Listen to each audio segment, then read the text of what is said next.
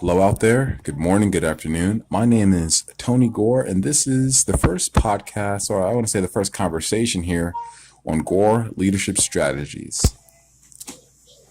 For my first video, I want to give you guys a concept that will really help you in everyday life. And this is something that I've learned over my time as a professional in the banking industry and dealing with customers and dealing with sales most of my professional career.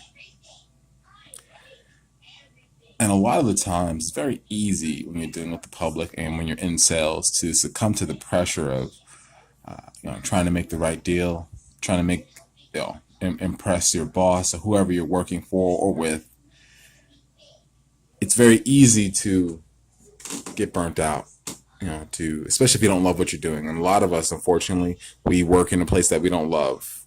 I can't say I necessarily love banking per se. I will say now I like it a little bit more than I did when I first started, but I definitely understand what can happen when you feel like you just don't have the fire to get into work anymore. So I want to offer this, I guess, a paradigm shift for you. To start thinking about your work from the perspective of who you actually work for. Now, some of you may say, well, I work for this business, X and Y, but you don't. You really don't. And I want you to think about it like this, because thinking like this has helped me. You work for you. You are truly your boss first. And in that, you have all the power and you take all the responsibility for the decisions you make about what kind of day you're going to have. Think about it like this. If you're having a bad day and you go into work with a bad attitude and you're not doing your job, either your boss is going to come down on you and you're out of there, or you know better. Usually before you get to work, you change your whole attitude and you put a mask on and you do what you got to do for the day. I think that we can take that same perspective but spin it in a positive light as an empowerment. When we wake up in the morning, let's think, who do we work for? Right? The business that you may be employed by, you're partnering up with them. They're not over you, you're not over them, but it is a partnership. You work for, let's see, my name is Tony. So I work for Tony Gore Incorporated. And my interest for Tony Gore Incorporated is I want to maximize the earning potential for this year and also create new pathways for income for the business for future growth. That's what I want to do for Tony Gore Incorporated. In saying that, one of my means of doing so to also keep business going, so business, we could say, it's just everyday life, I need to create a revenue stream that I'm able to do and it's comfortable and it isn't strenuous and isn't going to take away from my other ventures to make more money and to increase wealth.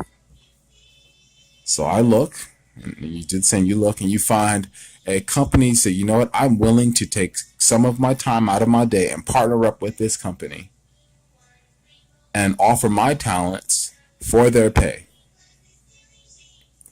Now, mind you, in all this, this you're being employed, but the perception is you are a business owner and you are in power. Most jobs, they can fire you at will anytime, and you can leave it at will anytime. So you have to see it as you work for yourself and you're your own business, so you're responsible for your success. See, a lot of times we're afraid to take that responsibility, even though it's in our hands the entire time. Getting a job does not make you safe. It doesn't. But being willing to take charge of your life does. Because you know you're going to have to fight. Remember, you are your own boss first, even if you're an employee right now.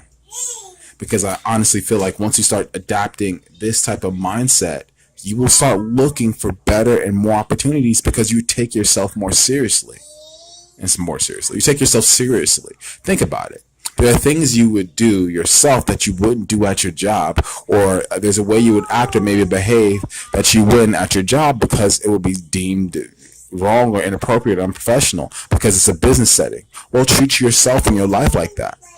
The things that concern you, the things that are important to you, the values that you have, the dreams, the goals you have, they're important. So you need to act in a way that not only shows that they're important, but that you're striving to create those things. This also helps you deal with how you handle pressure at work and the dynamic, because you realize, listen, this person in front of me is functioning in a role, whether they be manager or supervisor. So respect the role that they're in. Of course, you respect the role that they're in, but the role that you're in, you're a business owner. So you're working with them. And their job as a supervisor, whoever, is to give direction to the role that you happen to be in. But that does not mean they have absolute say-so over your life. You do. Always be in a position of authority. That's your God-given right. You are in authority because you can make the decision you want. Think on this. Definitely think on this. I want you to go out there today thinking, I work for myself, and treat yourself like a business. You go to work, you put up your best self every day at work. You try to get there and try to impress others. You try to do a good job so that people can see your value and eventually compensate you for it.